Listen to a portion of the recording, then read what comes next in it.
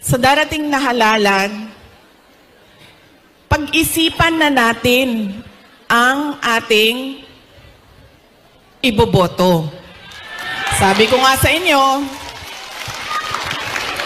nadala na ako, na-scam na ako, nabudol na ako. Hindi ako mag-endorso ng kandidato. Kasi baka pagkatapos ng eleksyon, sasabihin nyo na naman, na-scam ba yung Inday Sara dahil sa iyo? Ang gagawin ko para sa inyo, sasabihin ko, ano ba ang kailangan nating gawin as voter? Ano? Una, huwag natin ibenta ang boto natin. Diba? Ngayon, legitimate na ang vote buying. Nakatago siya sa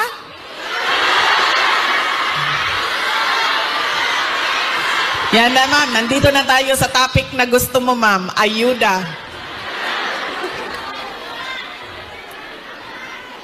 Ganun na ang mga politiko ngayon. Bibigyan ko kayo ng example, ha, ng experience ko sa mga pagbibigay ng ayuda o vote buying.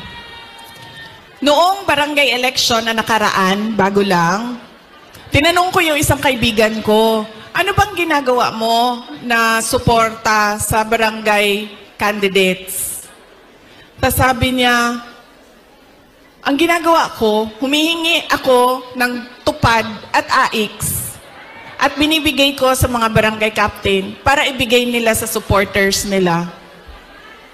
So sabi ko sa kanya, okay, hindi ko magawa na ganyan yung suporta na ibigay ko sa mga local barangay candidates. Pero totoo yan.